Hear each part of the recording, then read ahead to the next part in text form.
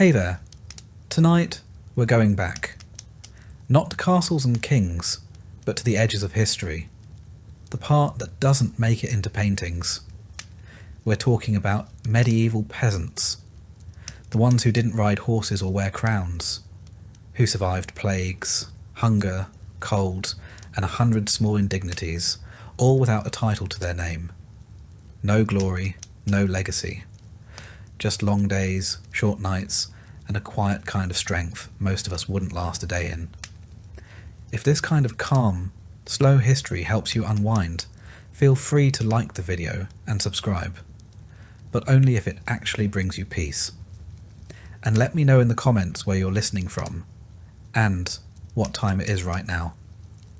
It's always strangely comforting to see who's out there falling asleep to the same quiet story. So, dim the lights. Turn on a fan if you like that soft background hum. Settle in and let's begin. At the edge of the map. This village doesn't have a name, or if it did, no one remembers it. It sits in a shallow valley somewhere in the vague middle of nowhere. A soft crease in the land, just distant enough to avoid roads, records, or royal attention. You wouldn't find it on a map. If you had a map, which you don't, you've never even seen one. Here, the world ends where the trees begin. The forest is thick and slow-moving, like something ancient that's only barely tolerating your presence. The fields stretch outward in irregular patches of green and brown, worked until exhaustion, then worked some more. Somewhere to the north is a river. You've never seen it, but you've heard it mentioned, in the same tone one might speak of dragons or saints. This is where you were born, and where you'll die. Maybe 60 steps from one to the other. The homes are rough and slumped, as if the wind has pushed against them too many winters in a row. The walls are wattle and daub, that is, mud, straw, and sticks, carefully woven together and patched endlessly with whatever the weather hasn't taken yet. Roofs are thatched, and they sag under their own weight, always leaking in places you can't quite reach. The village smells like wet wool, smoke, and earth. A sour edge of livestock. A trace of damp rot. None of it surprises you anymore. It's the smell of living here. The road leading in is not really a road, just a muddy track where ox carts have worn a pair of grooves deep enough to collect rainwater and mosquitoes. No one important has travelled it in years, perhaps ever. Most days pass quietly. A distant bell marks the hours from a chapel in another village, if the wind carries the sound. Otherwise you measure time by the position of the sun, or the depth of the shadows across the field, or the ache that settles into your spine before noon. There are maybe a dozen families here, enough to fill a small gathering on feast days. Everyone knows everyone. Everyone knows everyone's problems, and everyone politely ignores them until it's necessary not to. The village elder, if you can call him that, is a man named Tom, who once spoke to a monk, and now repeats that conversation as proof of his wisdom. No one questions it. Tom's hut hasn't collapsed. His goat seems healthy. That's as close to leadership as anyone requires. Nothing here is precise. There are no written records, no deeds, no land surveys. Boundaries are understood in terms of past the old elm, or where the ground gets soft. If there's a dispute, it's handled with a shrug, a short argument, and sometimes a loaf of bread passed back and forth until no one wants to keep fighting. There's no school, no tavern, no inn. If a stranger arrives, it's discussed for weeks. Where did they come from? What do they want? Are they cursed? Do they smell of salt? The arrival of someone new is both fascinating and mildly terrifying. And no one leaves. Not really. The idea of travel is less a plan than a rumour. You've heard of towns, of cities, of places where stone buildings stretch 2 or even 3 stories high. But those are stories. Like talking animals or women who turn into birds. You can't miss a world you've never seen. The forest is dense. The hills are long. The roads, if they exist, are known more for bandits and bad luck than any promise of arrival. What would you do, even if you reached one of those distant places? You don't speak any other dialect. You don't carry coin. You don't know the customs. You don't even know how old you are. So you stay. There's safety in the familiar, even if it's hard, even if it's dull, even if the roof leaks and the well runs low and the same stew has been bubbling in the pot for 3 days. There's comfort in routine, in knowing where the firewood is, in knowing who to ask when your fence collapses, in knowing which patch of sky tells you when to bring in the sheep. You wake with the light. You sleep when it fades. You work in between. It isn't much, but it's life. And somehow, in the quiet rhythm of it all, there's a kind of peace. A kind that doesn't ask questions, that doesn't need to understand anything beyond what's visible from the top of the nearest hill. You might hear, once in a while, about a war, or a king dying, or a comet in the sky that scared a village 5 days' walk from here. But the news never seems to reach you directly. Just stories passed through too many mouths to carry weight. They lose their urgency somewhere between the merchant and the shepherd's cousin. Even time feels different here. Seasons don't shift cleanly. They bleed into each other. A damp spring becomes a wet summer. A hard frost turns into the kind of winter that chews through your boots. You don't count years. You count harvests, dry ones, wet ones. The bad one when the rye grew black with rot. The good one where the barley came in thick and heavy, and even old Marjorie smiled for a week. His steward does. He collects grain, asks questions, writes things down. You answer carefully, never with too much detail. He doesn't seem to like detail. You've never met the king. You're not entirely sure what he does, but you know his name, and you say it when you pray, just in case it matters.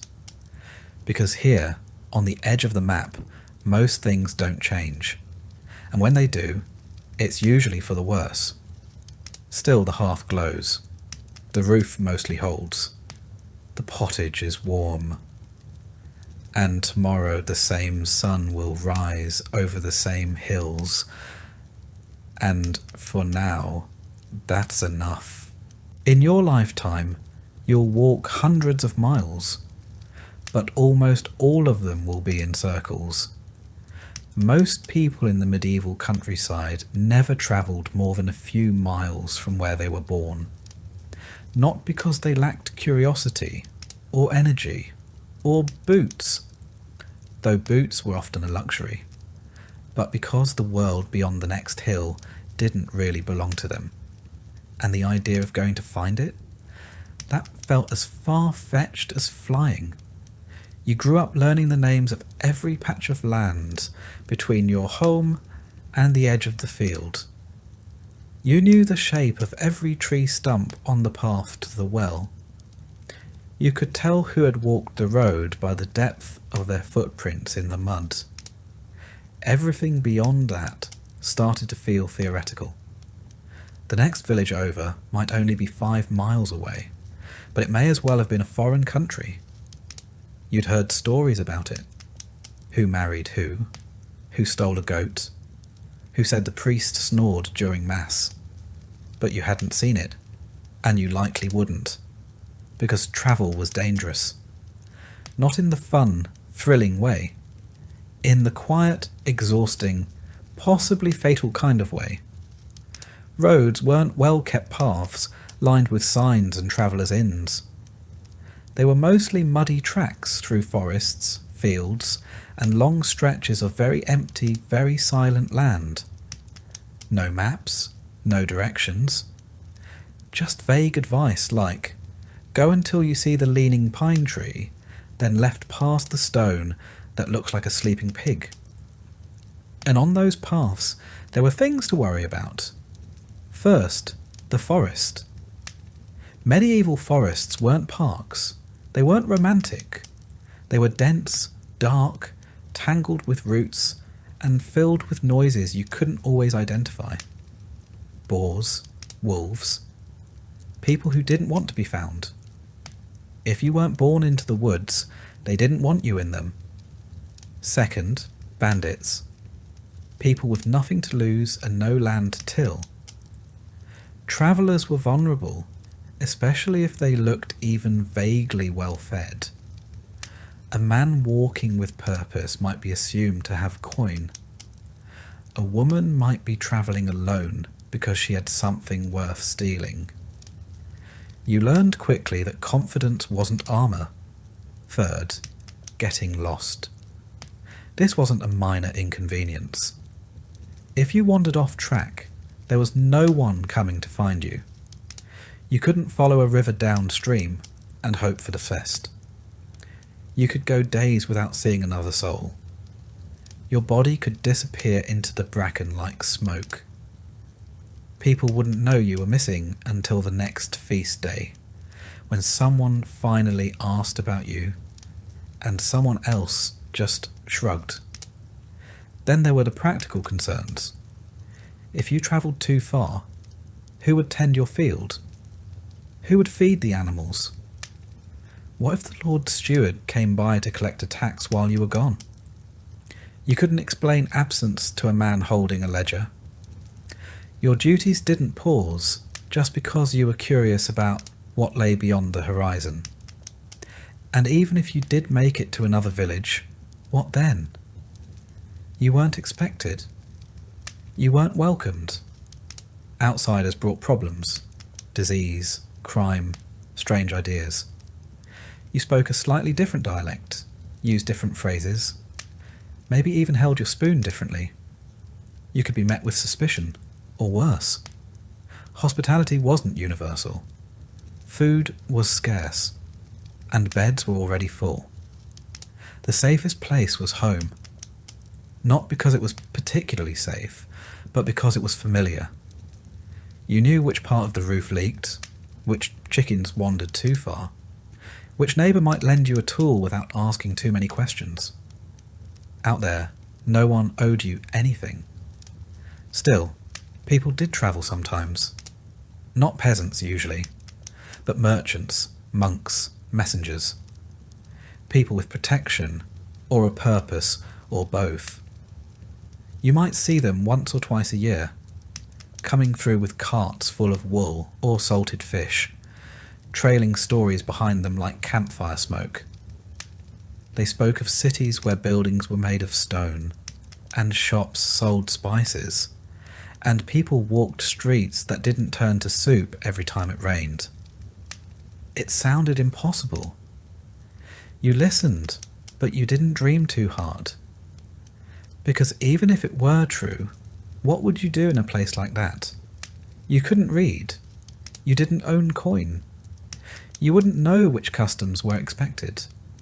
The city could swallow you whole, and no one would even know your name. So you stayed.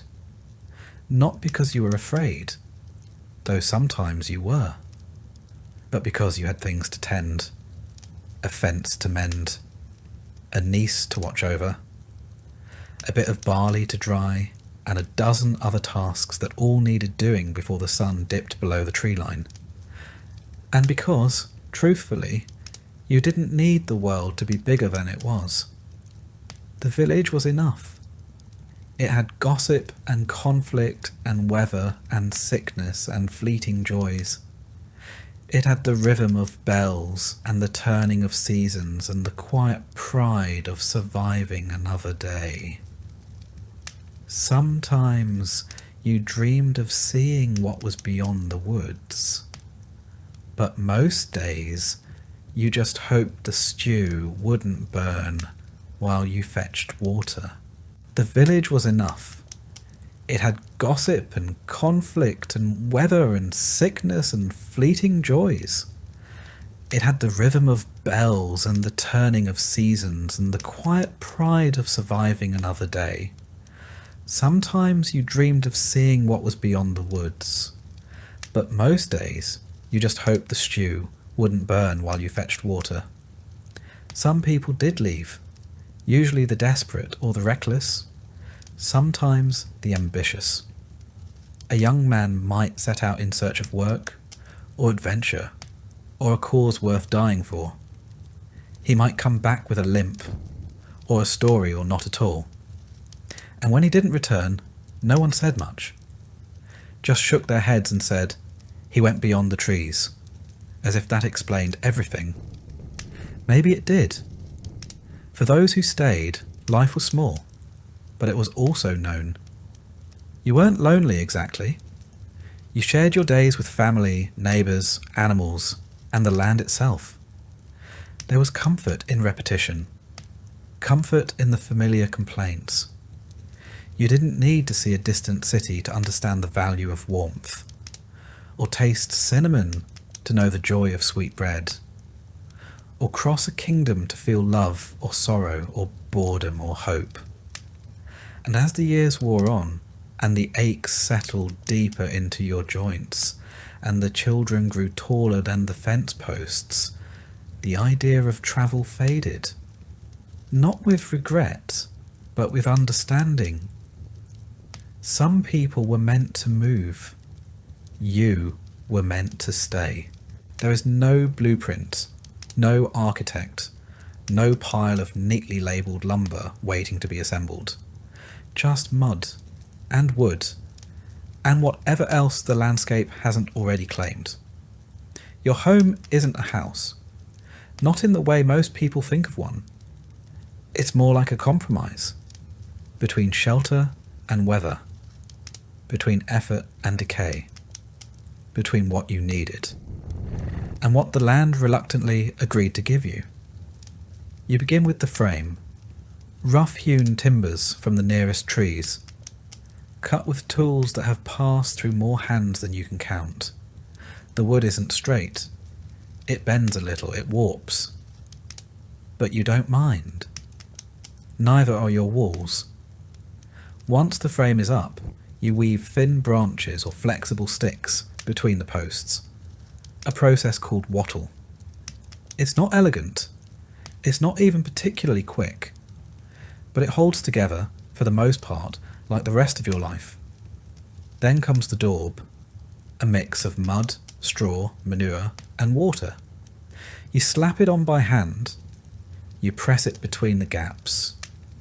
You smooth it just enough to keep the wind out and pretend it's deliberate. It dries slowly, cracking in the sun, occasionally falling off in clumps that need to be redone before winter. You get used to the smell. Eventually, you stop noticing it. The roof is thatch, layers of dried straw packed tightly together and tied to the beams. When it's fresh, it's golden, almost pretty.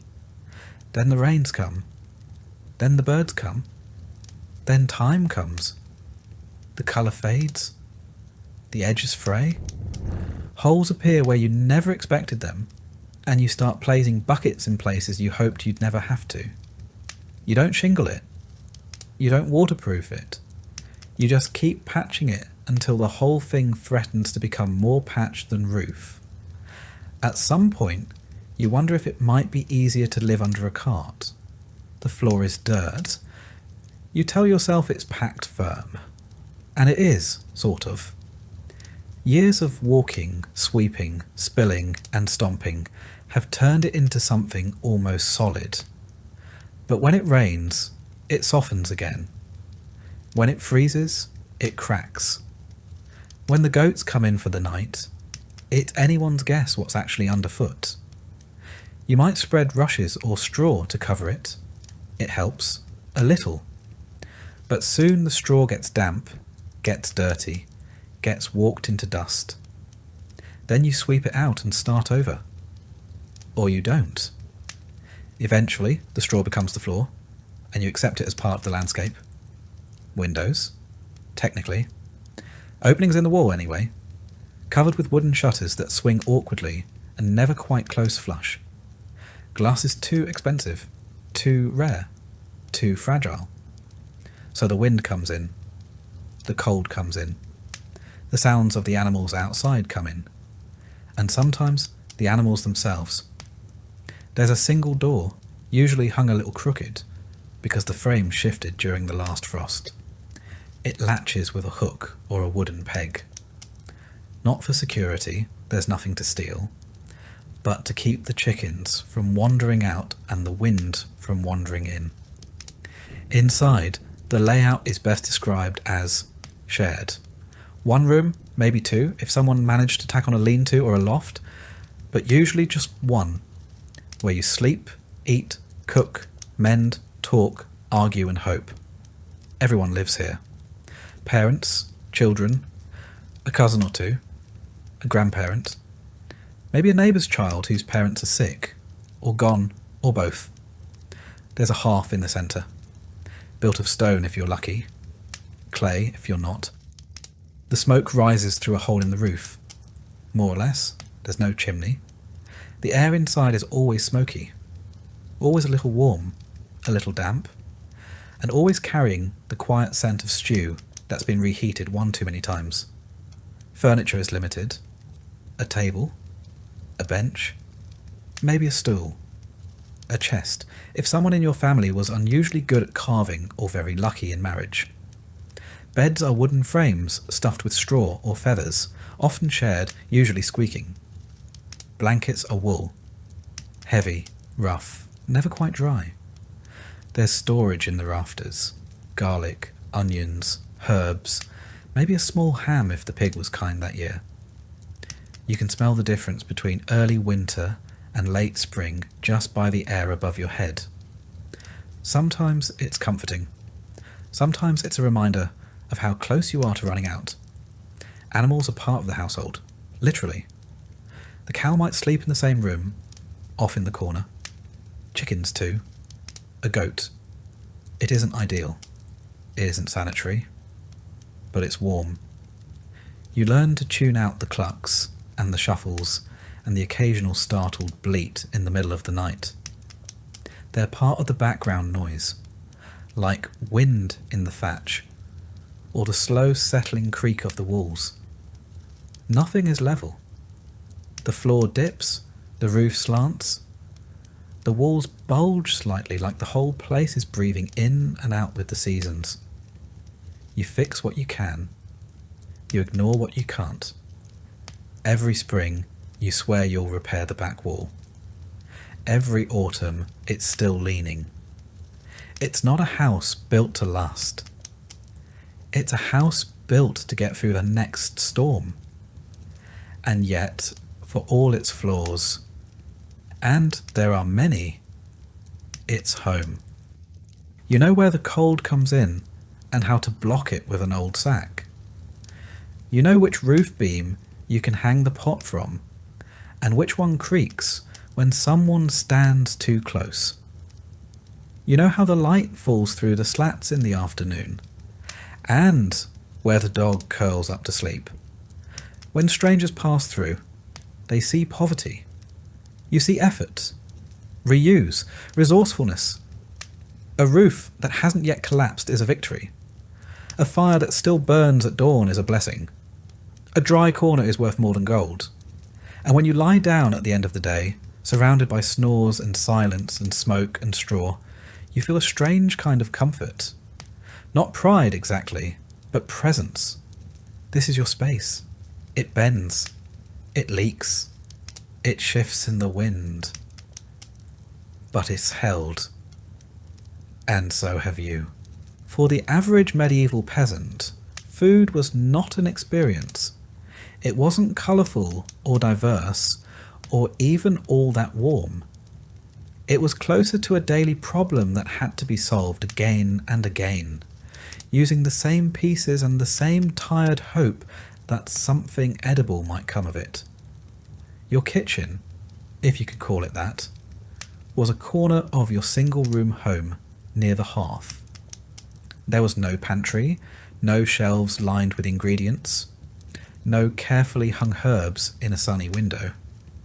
There was just a pot, a fire, and a short list of things you hoped hadn't spoiled. At the centre of nearly every meal was pottage, a kind of eternal stew that lived in the pot and never fully stopped cooking. It was never entirely new and never entirely gone. You added to it during the day. You skimmed it at night.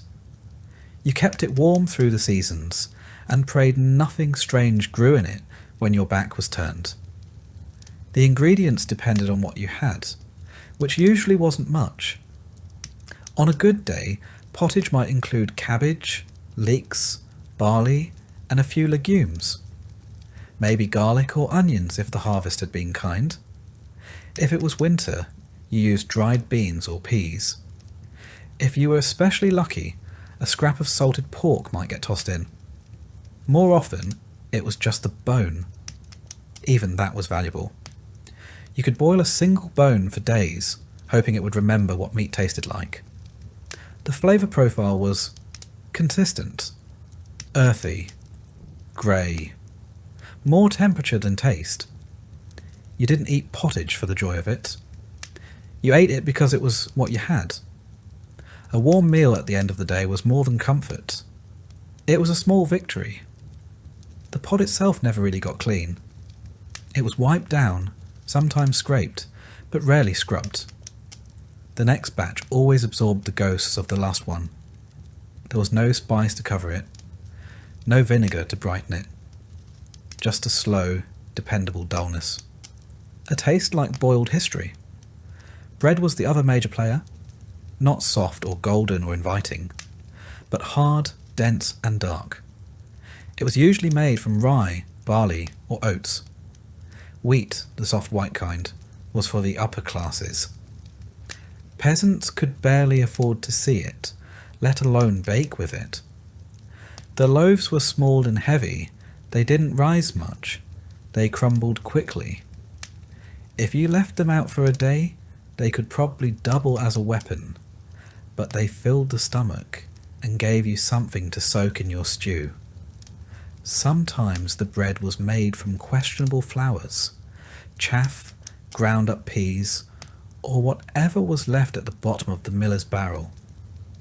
In hard times, people used bark, not metaphorically.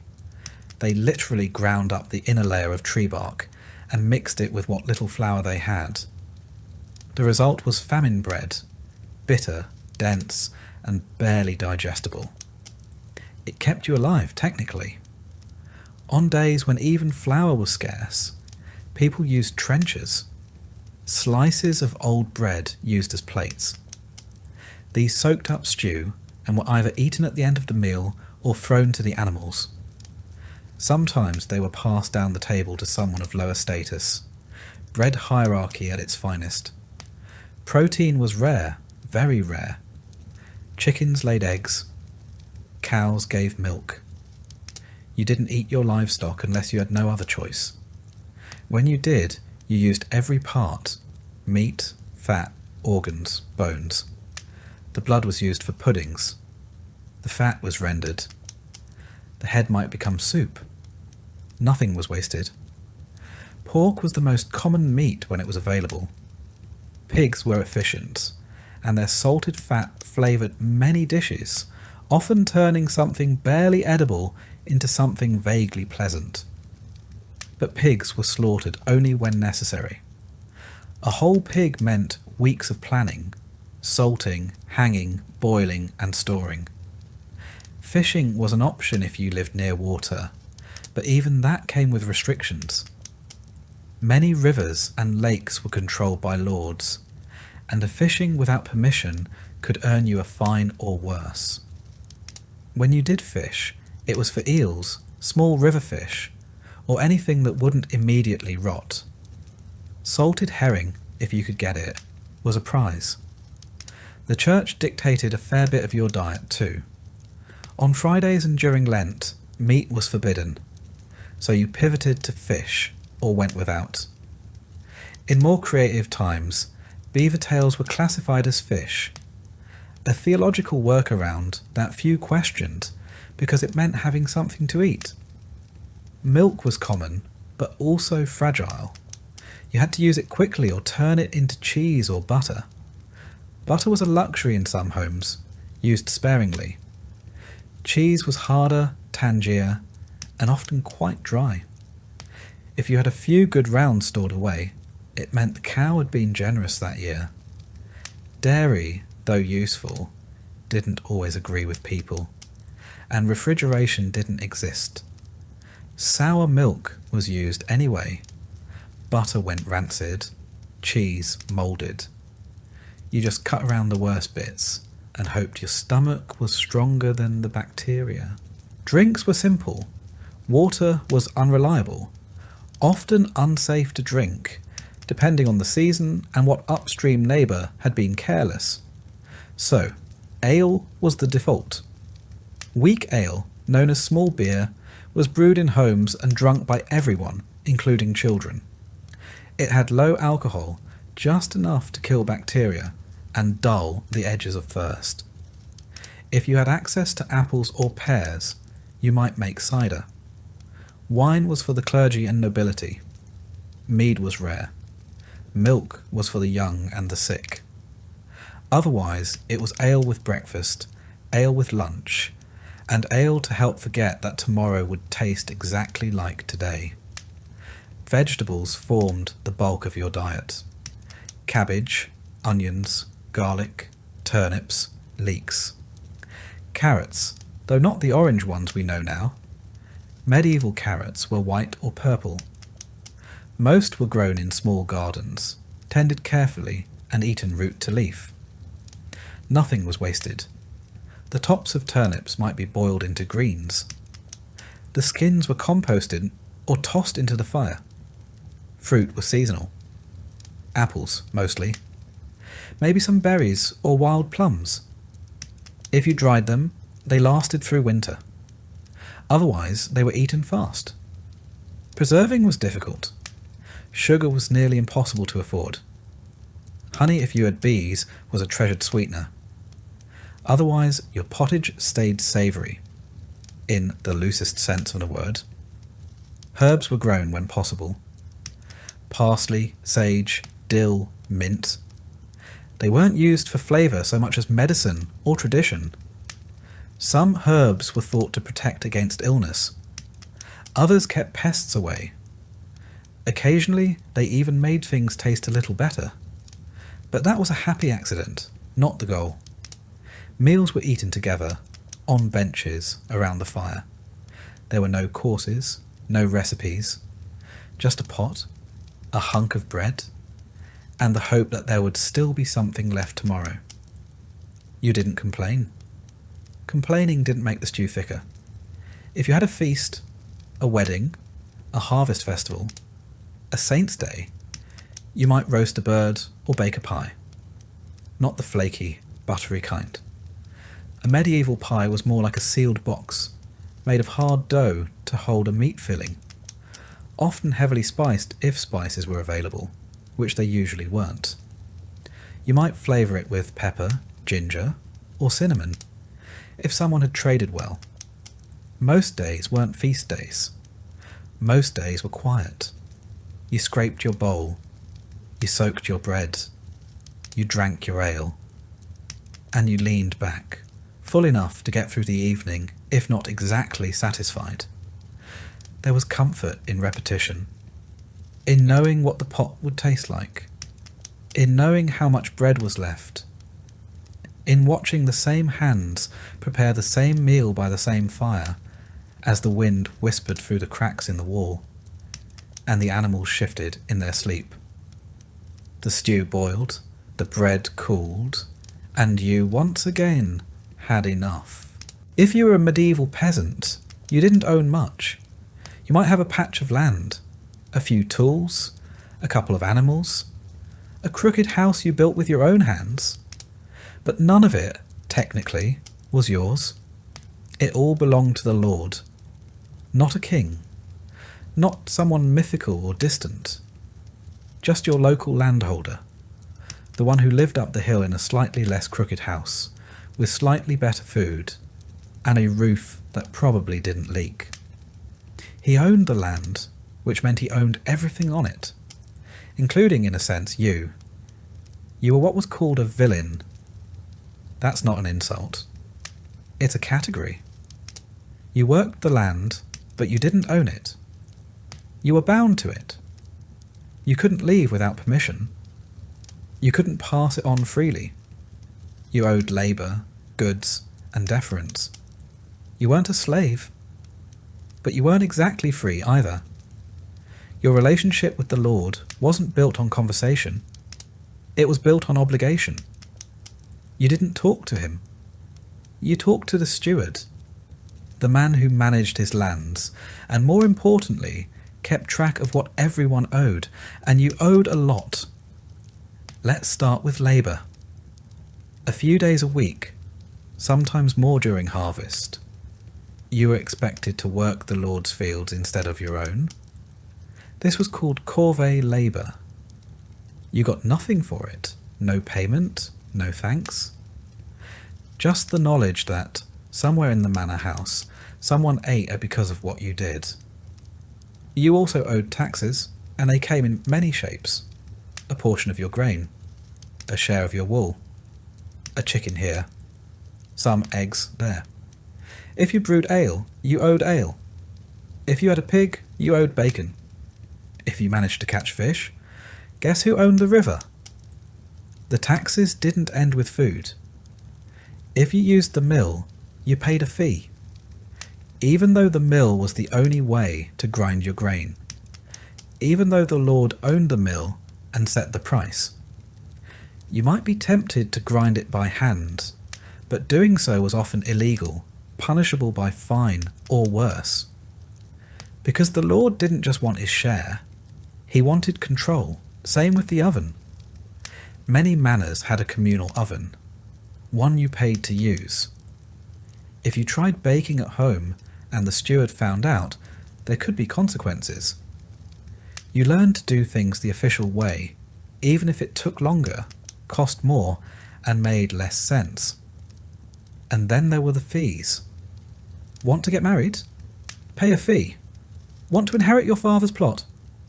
There's a fee. Want to move to another village? First, ask permission. Then, you guessed it, pay a fee. Your livestock. Taxed. Your tools. Sometimes taxed. Your ability to breed without permission. Barely untaxed. And what did you get in return? Well, the Lord was supposed to protect you. In theory. If bandits attacked, or if a rival noble invaded, the Lord had men at arms who could fight.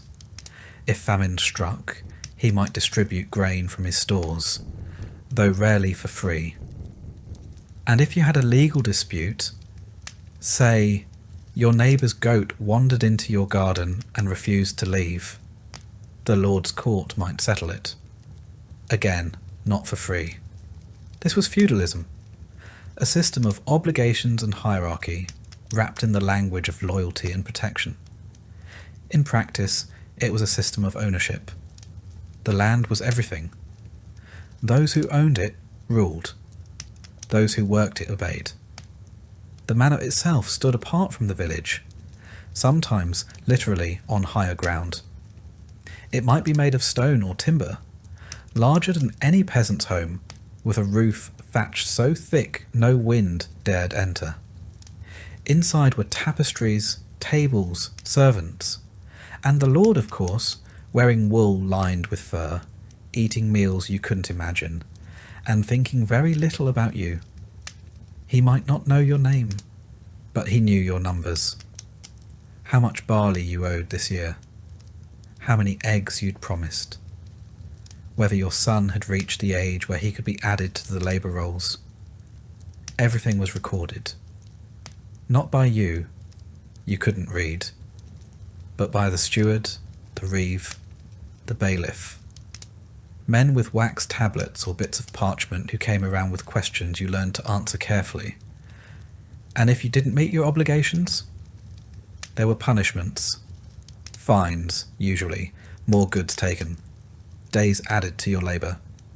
In extreme cases, your tools could be confiscated, or your land reclaimed, or your house, your goats, your dignity, all of it, gone. You didn't resist. Resistance wasn't rebellion. It was foolishness. But here's the strange part. The system worked. Not because it was fair, but because it was stable. It had rules, predictable if harsh. You knew what you owed. You knew what was expected. There was no guessing, no sudden surprises. Just a steady, grinding rhythm of give, give, give. And occasionally, just occasionally, the Lord would give something back. A feast day where food was distributed. A holiday where labour was waived. A kind word, perhaps, spoken from horseback. Not enough to balance the scales, but enough to keep things from tipping. The relationship was never friendly, but it was enduring. Your lord might be young or old, kind or cruel, present or distant, but he was always above. You didn't question that. You bowed when he passed. You removed your cap. You used the right words, not because he deserved it, but because you didn't want trouble. And maybe, deep down, because a small part of you still hoped that one day you might be noticed, rewarded, lifted, even just a little. It almost never happened, but that's how the system stayed alive. Not just with fear, but with the faintest suggestion of hope, that if you worked hard enough, obeyed long enough, prayed loud enough, something might change. Meanwhile, the steward kept walking, the reeve kept writing, the mill kept grinding, and you kept digging your hands into the soil, year after year, season after season.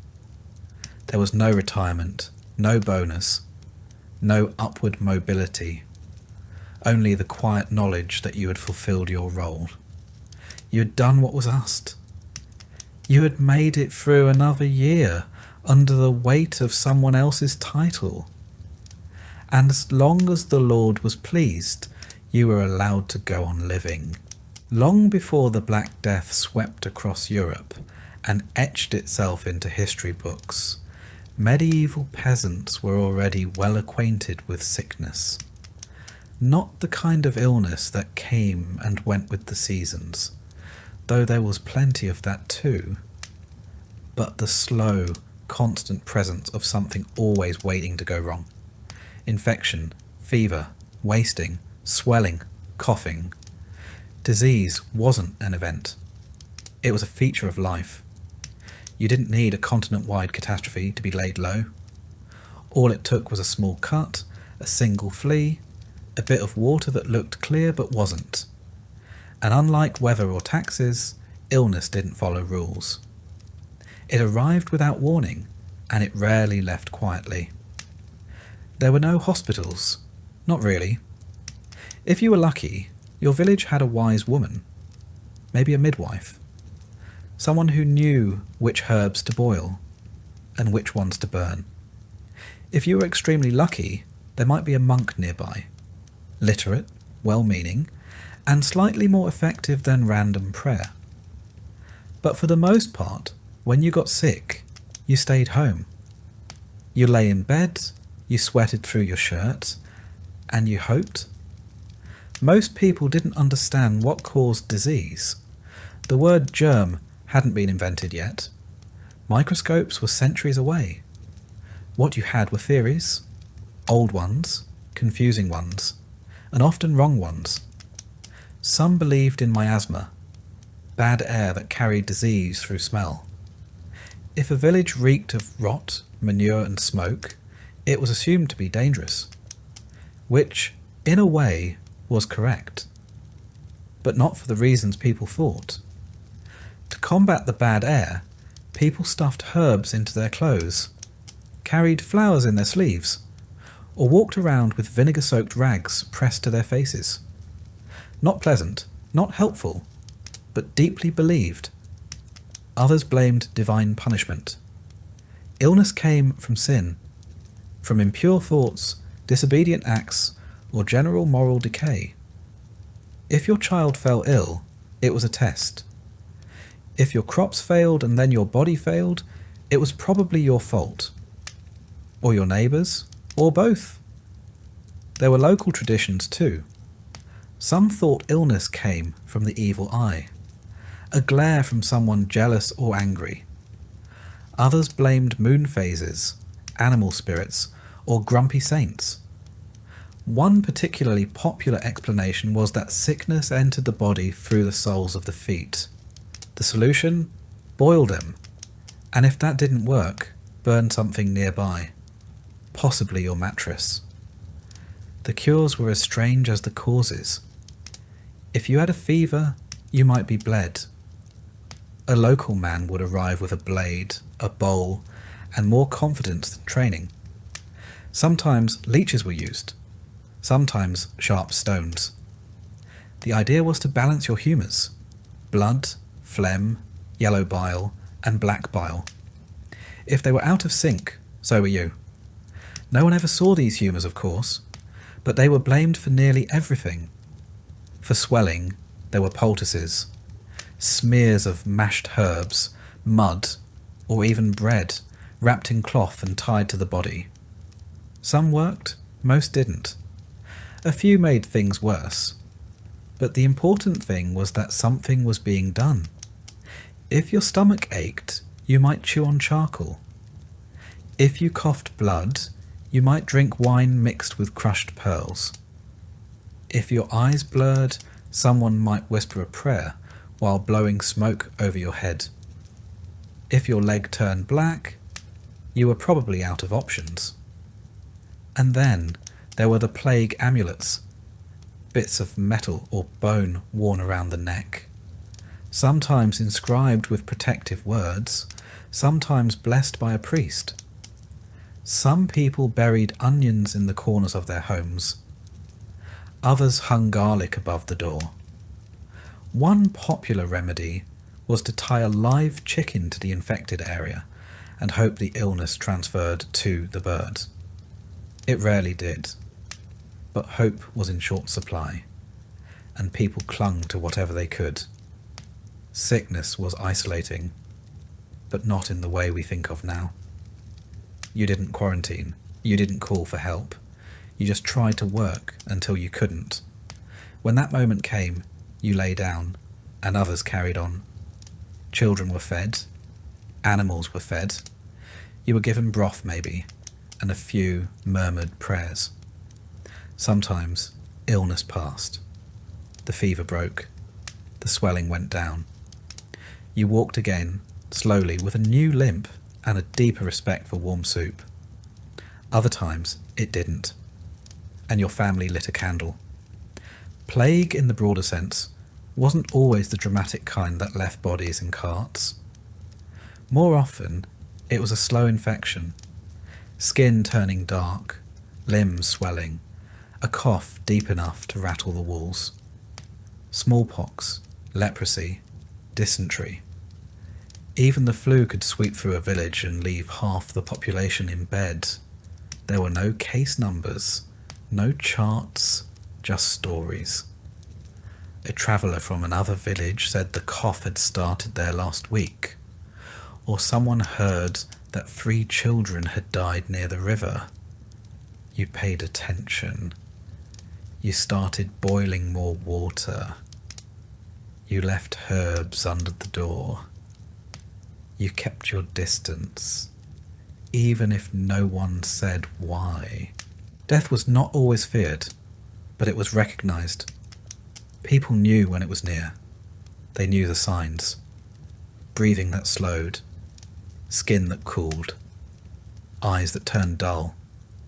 There were prayers for the dying, soft ones, whispered by firelight. When the Black Death finally did arrive in the 14th century, It hit with a violence that dwarfed everything before it. But by then, the world was already familiar with sickness. The idea that you could be well in the morning and gone by night was not new. It was just happening more often. The plague came in waves, and each time it returned stronger, stranger. Buboes swelling in the neck and groin. Fever that stole the mind. Blood that darkened and bubbled. People died in days, sometimes in hours. Entire villages vanished. Fields went untilled. Bells rang too often. Some peasants tried to flee, but disease travels faster than feet. Others turned to religion, doubling their prayers, whipping their backs, promising to live better if they were spared. A few turned to violence, blaming outsiders, blaming sinners, blaming anyone but the wind. The church offered explanations and comfort and burial. Monks died in droves. Priests vanished. In some places, death became so common that the funerals were skipped. Bodies were buried in mass graves, often without names. And yet, life continued. People learned how to survive around sickness. They accepted it the way they accepted hunger or cold, not joyfully, but with a kind of tired resilience. They cleaned their homes more often. They shared herbs. They whispered new prayers. Some believed that surviving one sickness gave them protection against the next. Others didn't believe at all, but they got up anyway and milked the cow. Children grew up learning which plants to avoid, which ones to chew, and which ones to boil until they stopped smelling like feet. They knew how to wrap a wound, how to wait out a fever, how to tell when someone wasn't going to get better, and when you should stop hoping. And through it all, they didn't stop living. They married, they harvested, they shared meals, such as they were. They sat by the fire and retold stories of the last illness and the time someone's grandfather survived a winter fever with nothing but garlic water and stubbornness. Plague wasn't the end of the world. It was just another part of it. And for those who endured, survival became its own kind of resistance. A quiet, stubborn refusal to go quietly. A belief that tomorrow would come. And if it didn't, someone else would remember your name. Or at least the way you always added rosemary to the broth. Night in the medieval countryside wasn't peaceful. It was silent in the way a cave is silent, full of creaks, distant sounds, and the kind of quiet that makes you notice how loudly your own body exists. The day ended when the light failed, and everything that wasn't already put away had to be dealt with quickly. Because once darkness fell, the world shrank to the size of your hearth. There was no artificial light, no candles burning freely into the night. Wax was too valuable. If you had a tallow lamp, it was reserved for emergencies or religious devotions. Most nights, the fire dimmed, the coals glowed softly, and that was all. And so you slept. But not in the way we think of sleep. Not in a single, unbroken stretch. Sleep in the Middle Ages came in 2 acts. First sleep, then a waking period, and finally a second sleep. This rhythm wasn't accidental. It was how people adapted to the long, lightless hours between dusk and dawn. You would drift into your first sleep not long after nightfall. The fire would be banked, the animals would have quieted, children would be hushed. The home, 1 room, maybe 2, would stretch out into stillness. If you had a mattress, it was stuffed with straw or feathers, possibly lumpy, often shared. If you didn't, you slept on woven rushes or directly on the earth, softened only by habit. Everyone slept together. Family, relatives, even servants. All in one shared space. Not out of closeness, but out of necessity.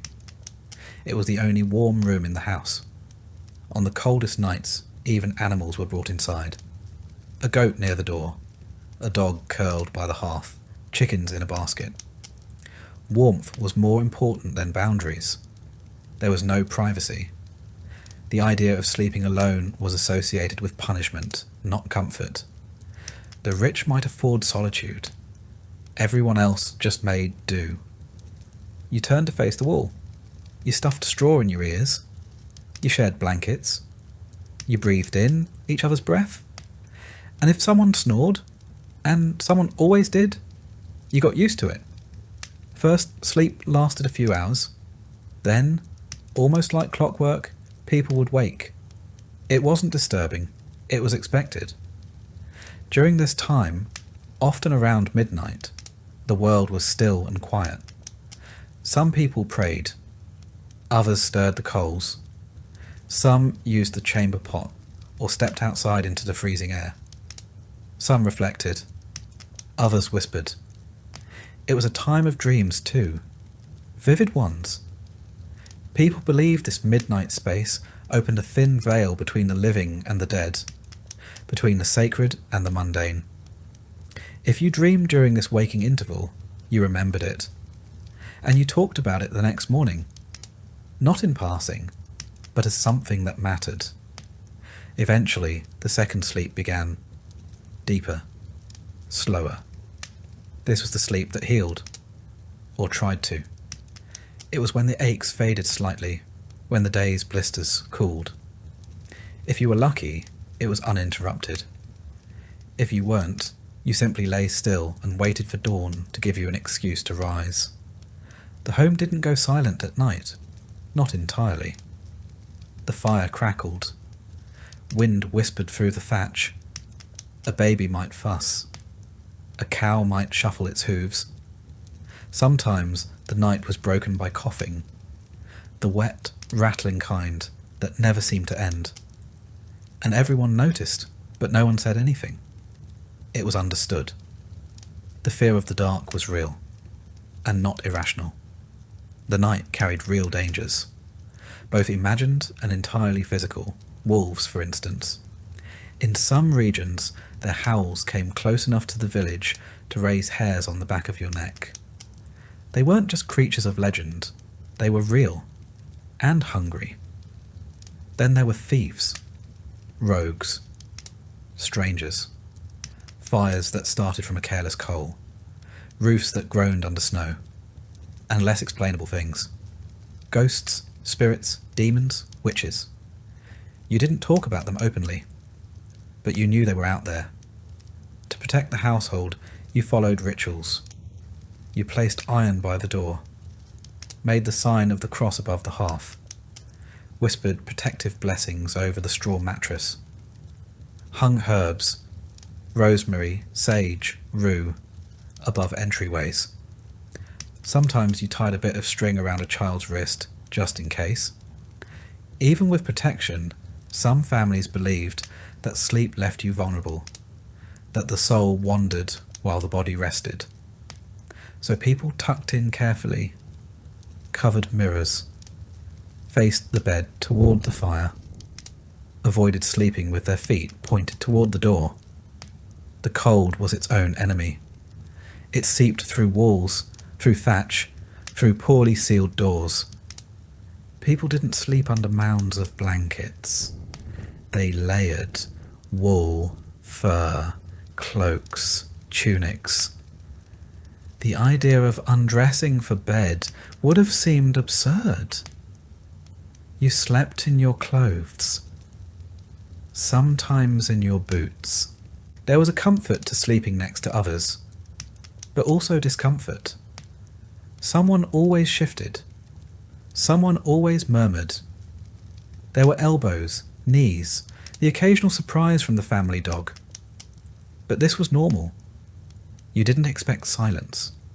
You expected closeness.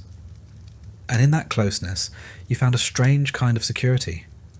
You heard your father breathe, your child twitch, your grandmother mutter a prayer in her sleep. It wasn't peaceful, but it was human. It was shared. When you dreamed, your dreams mattered. A field of wheat might mean prosperity. A snake, illness. A broken tooth could mean death. You learned to interpret these things. Or you found someone who could.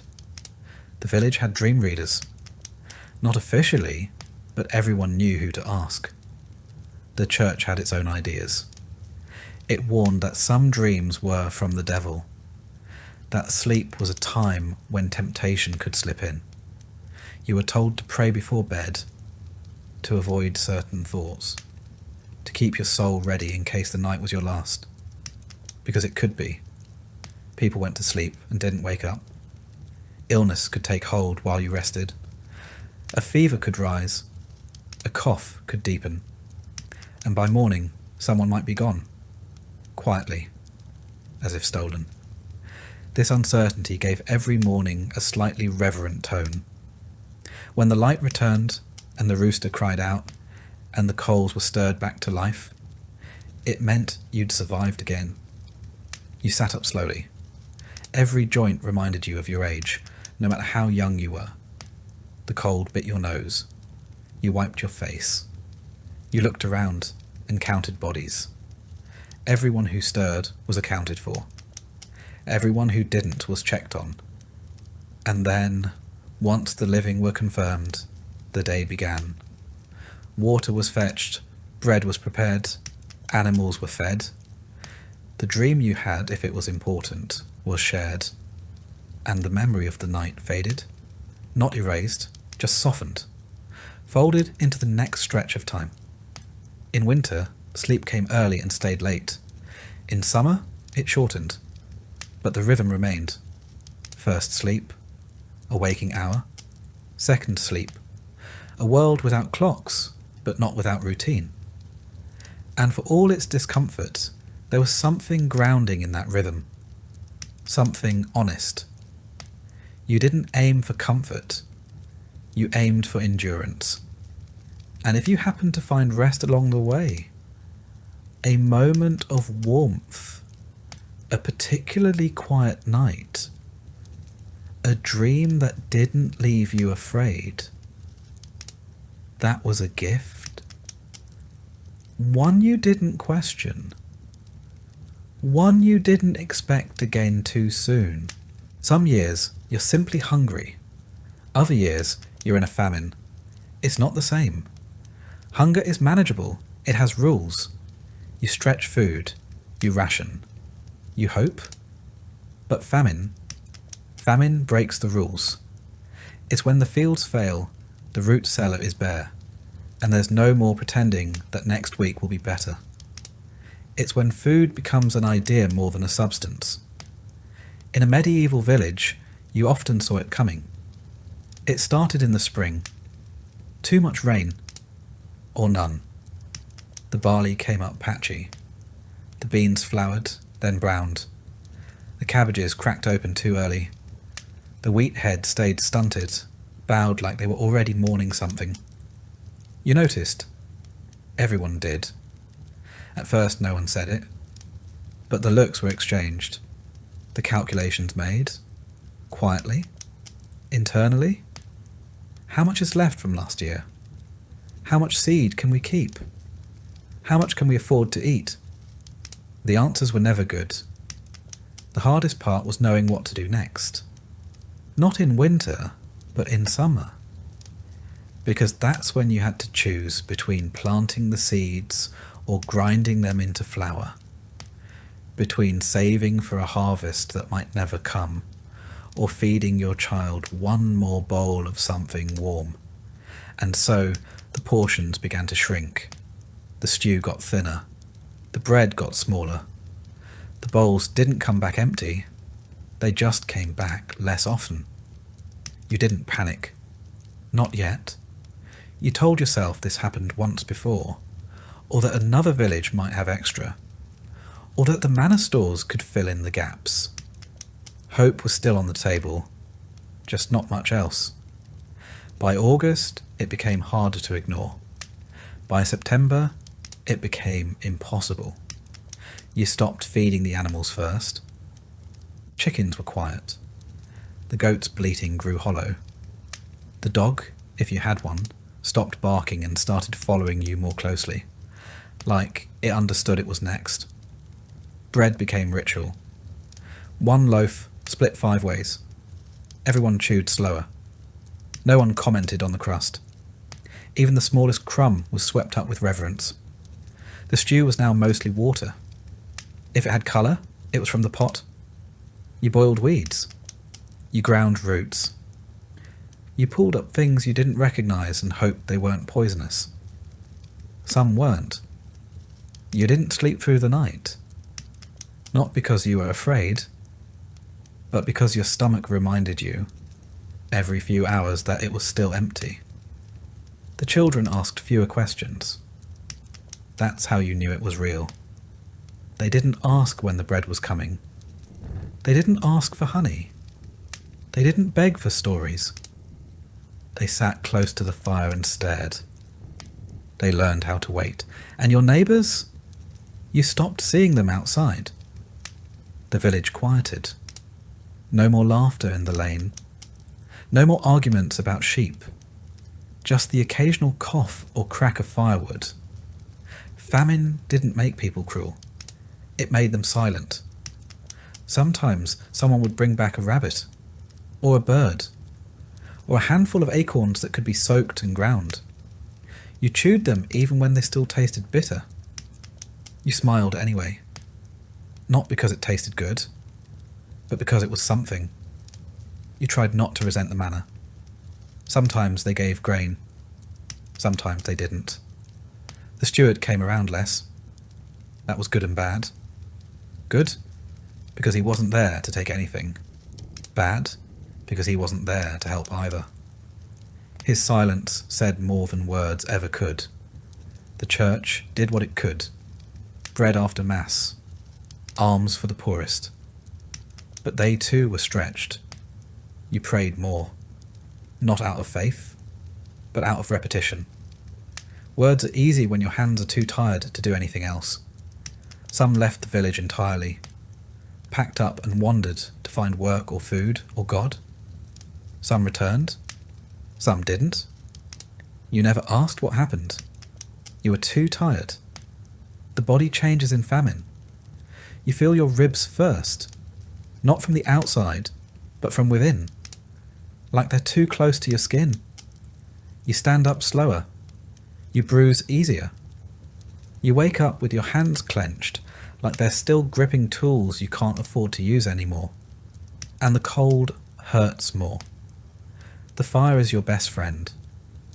You spend more time tending it than you ever did cooking on it. You sit close. You sleep facing it. You feed it even as your belly goes empty. Because heat is the one luxury you can still provide. By now you've eaten everything that could be eaten. The roots, the weeds, the dried beans, the stale flour.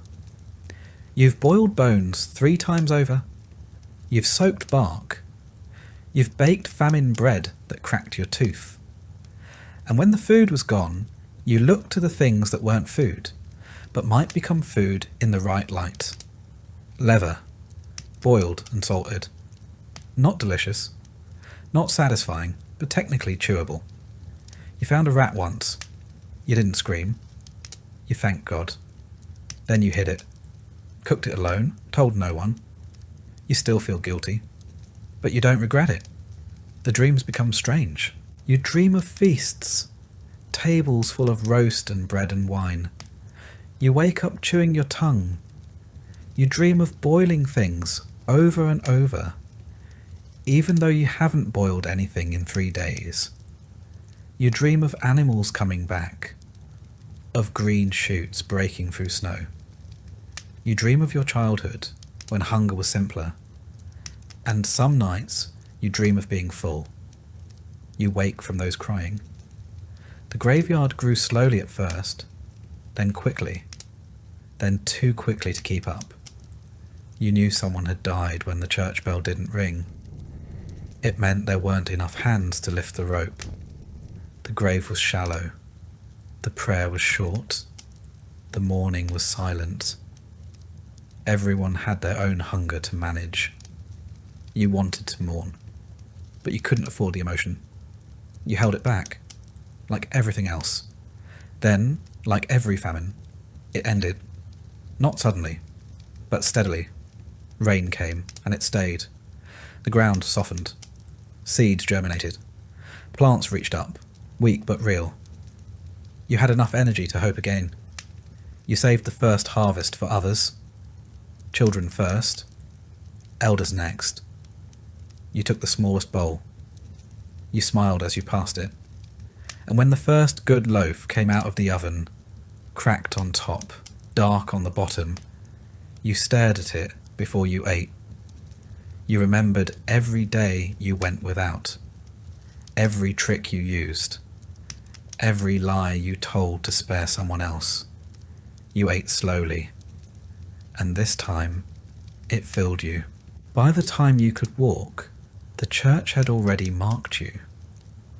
It had taken your name at baptism, blessed your breath with Latin you'd never understand, and stitched your soul into a system that extended far beyond your village. You belonged to the church not because you chose to, but because there wasn't another option. In the quiet corners of your life, those dim early mornings before the fire had caught, those wet nights when the wind howled through the shutters, you felt its presence like gravity. It didn't just exist beside your life. It organised it, judged it, taxed it, forgave it, and defined what came after it. The church wasn't a place you visited. It was the air around you, the road beneath your feet, the rhythm of your year. It was the voice that murmured over your grave, and the one that whispered about it decades before you got there. The village priest, often the only person who could read, was not just your confessor. He was also your calendar, your counsellor, and the nearest thing to an oracle you had. He held the mysteries of the sky and the stories of the saints, and knew why a pig might die or a storm might come. He walked through the village like a man carrying both blessing and threat in his robes. You brought your sins to him in whispers, hoping he wouldn't look disappointed. You tried not to think about what he knew. You saw him at birth, marriage, and death, three of the only guaranteed ceremonies of a peasant's life. And in between, he spoke for a God you feared more than you loved, because love, you were told, required obedience. Latin was the language of the Mass, and it might as well have been a spell. You stood in the church beside your family, feet numb from cold, listening to words that never belonged to you. You didn't know what the priest said as he lifted the bread, but you believed, or tried to, that something invisible had happened.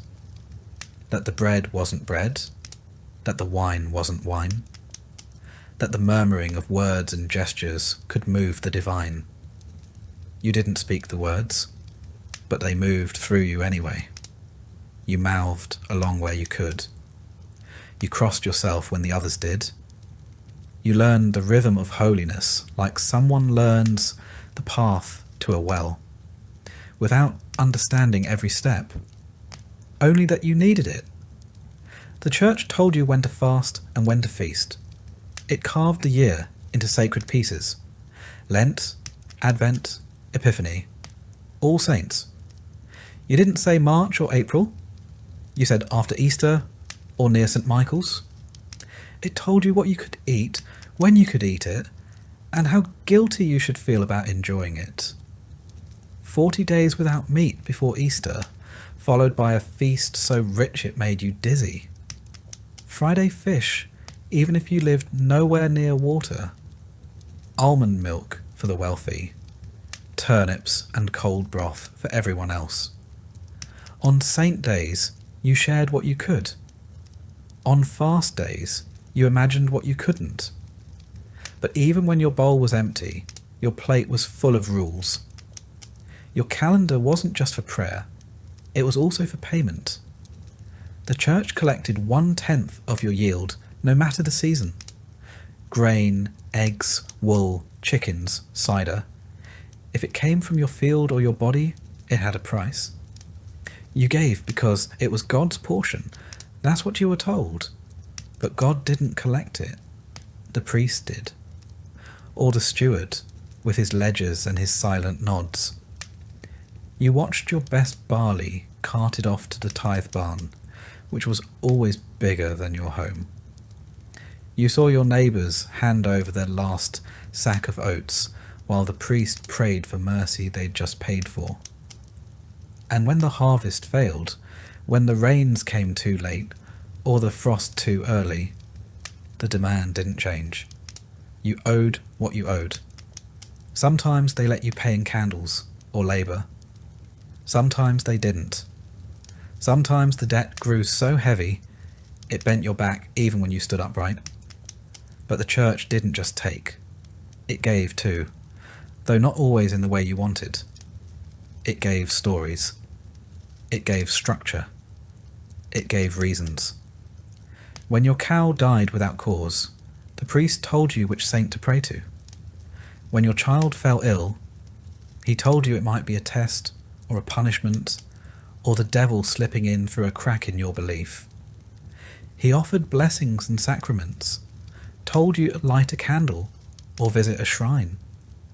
Sometimes he gave you a scrap of relic, an old bone, a tooth, a ribbon soaked in some forgotten martyr's blood. You held it like treasure. Sometimes it worked. Sometimes it didn't. But even when it didn't, it was better than nothing. There were saints for everything. Saint Apollonia for teeth. Saint Isidore for ploughing. Saint Sebastian for plague. You didn't know where they were buried or when they lived. You only knew their names and what they could fix. Their stories were half memory, half magic, told in flickering firelight by people who weren't sure where truth ended and legend began. You called on them when you had nothing else. You whispered their names as you stirred the pot or knelt in the field. You made deals with them, promised bread or fasting, or a pilgrimage if only they'd help you this once. Sometimes they did, or seemed to, and that was enough to ask again. Pilgrimage was a holy journey, but also a way to leave. For a few days, you stepped outside the same 5 miles you'd lived your entire life. You walked roads you didn't know, toward shrines you'd only heard of. You carried your prayers with you, strapped to your back, clutched in your hands. You slept under hedges or in the corners of barns. You arrived footsore and raw, stood before a bone or a statue, and hoped something would shift inside you. Sometimes it did. You returned not healed, but changed, or at least tired enough to believe you had been. Even death was a ritual choreographed by the church. When you felt it near, you sent for the priest. He came with oil and words. He touched your forehead, prayed over your body, tried to ease your soul into what came next. Your family gathered. The candles were lit. The bell might ring if someone had the strength. You were buried on sacred ground, beside others who had walked the same path. And then came the masses.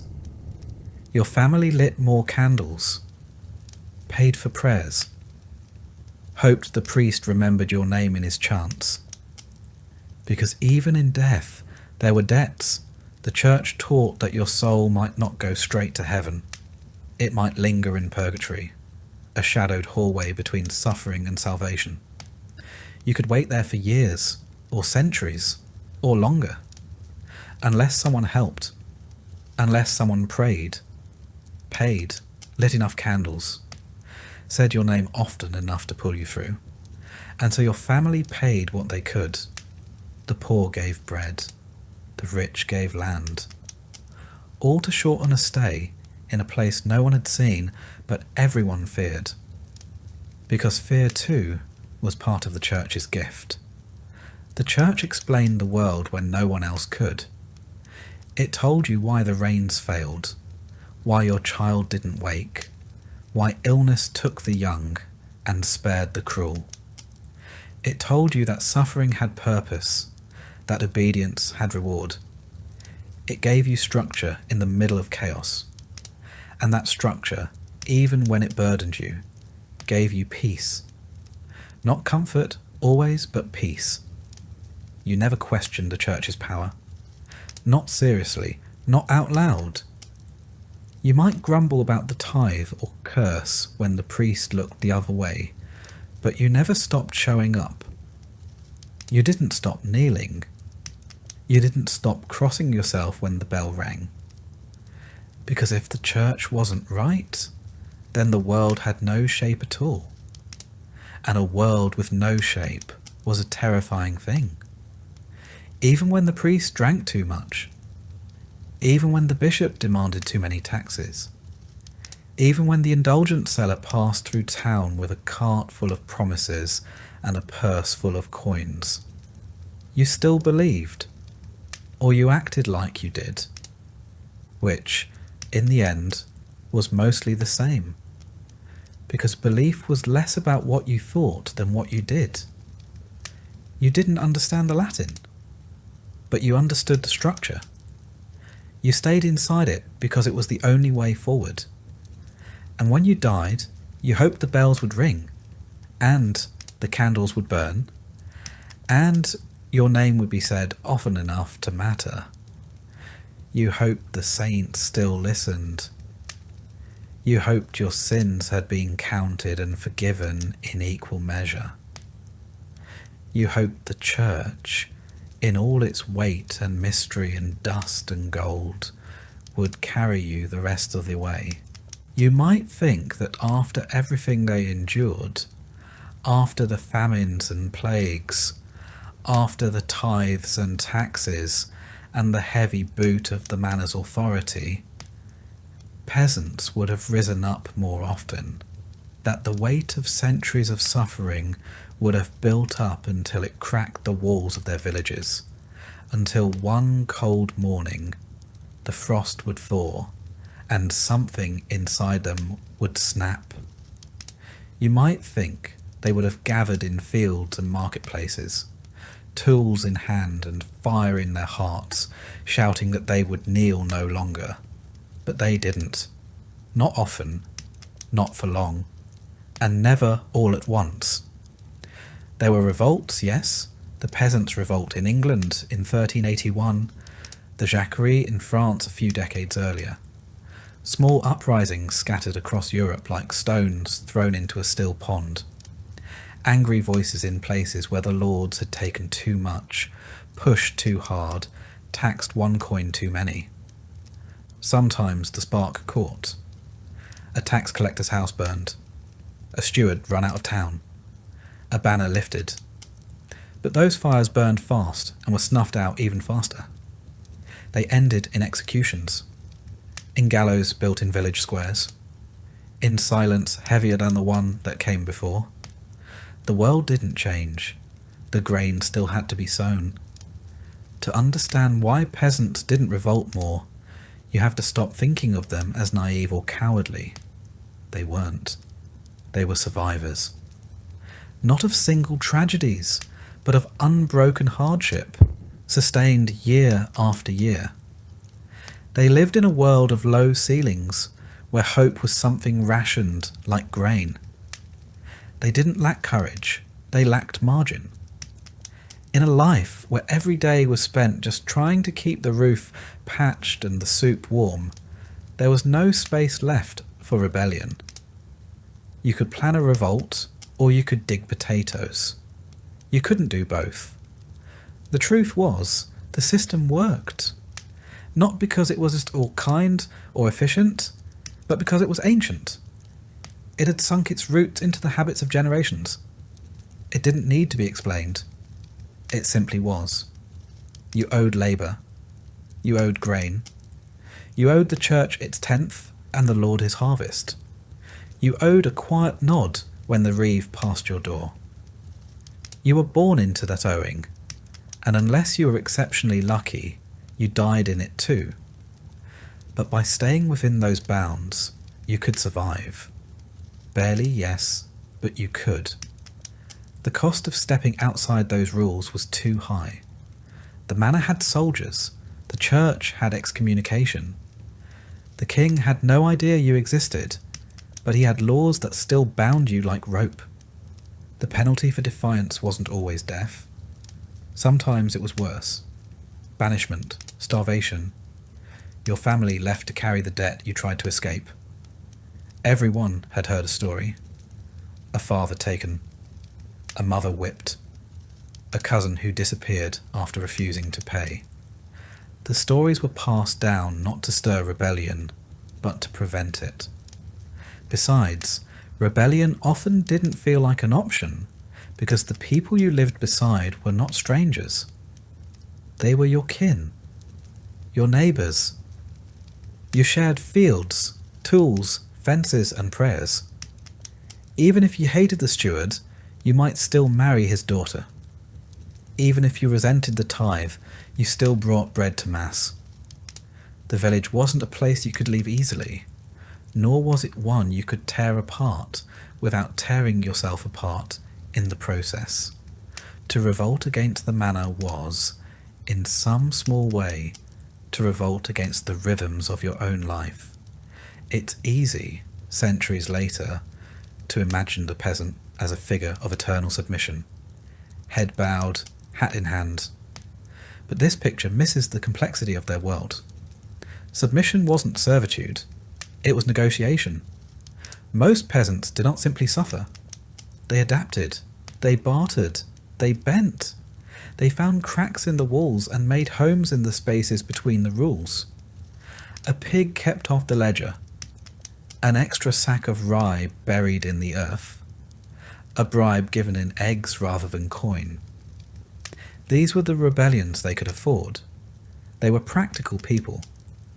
Their world was not governed by ideology, but by weather. The question was not what is just, but will this feed us through winter? And justice, if it ever came, was a luxury they didn't trust. Lords changed, priests were replaced, rules shifted, but the wind still blew, the soil still needed turning, and children still cried from hunger. You didn't revolt against that. You endured it. The church played its part too, and perhaps more effectively than the sword. It taught that suffering was holy, that endurance was righteous, that the meek would inherit the earth, though it never said when. You were taught that your trials were not punishment, but purification, that your obedience would be rewarded not in this life, but in the next. And if the promise of heaven wasn't enough, the threat of hell filled in the rest. Fire, torment, gnashing of teeth, all waiting for the proud, the rebellious, the ones who said no. And yet, the peasants were not passive. Their resistance was just quieter. They gossiped about the steward. They sang rude songs about the Lord's habits. They laughed when the priest stumbled on a sermon. They told stories at night of better days and better men. They found dignity in the smallest acts, a shared crust, a well-timed silence, a field tended just a little differently than the rule book said. Their rebellion was in the way they survived, despite it all. Not because they accepted the system, but because they made it bend just enough to let them breathe. Sometimes, of course, things changed. A lord died and his son was kinder. A new bishop forgave debts. A terrible storm reminded the powerful that even they were mortal. But those changes came from above. The peasant's job was to wait, to endure, to hand down what little they had, and to teach their children to be quiet when they had to be, and brave when they could be. And there were dreams. Of course there were. You might not have called it revolution, but you thought about a different life. You dreamed of a day when your child wouldn't have to carry the same burdens, when no one would knock on your door with a list of dues, when your back wouldn't ache before 30, when you could sleep without worrying about wolves or soldiers or winter. Those dreams kept you going, but they lived beside reality. You didn't expect them to come true. You just needed them to stay alive. What's perhaps most astonishing is not that peasants revolted so rarely, but that they managed to keep their culture, their faith, their families intact despite the weight of the system pressing down on them. They kept songs alive that no one wrote down. They passed stories from one hearth to the next. They remembered which plants healed and which ones didn't. They taught one another how to pray, how to birth children, how to bury the dead. They created a continuity that outlasted kings and crusades. And they did it not with banners or battles, but with persistence. Persistence was their rebellion. When the manor demanded too much, they survived anyway. When the church taxed their sins, they still lit candles. When the world turned against them, they huddled close and waited for spring. The fields may have belonged to someone else, but the soil still remembered their hands. Revolution didn't live in them the way it would in later centuries, in the speeches of radicals or the slogans of crowds. But there was a different kind of strength in the way they endured. To live a life of hardship without letting it harden you completely was its own kind of defiance. To kneel, not because you were weak, but because you knew you could rise again tomorrow. That too was a form of resistance. And so they endured, quietly, without monuments or songs written in their names. They endured in the rhythm of the plough, in the smoke rising from cottages at dusk, in the lullabies sung beside dying fires.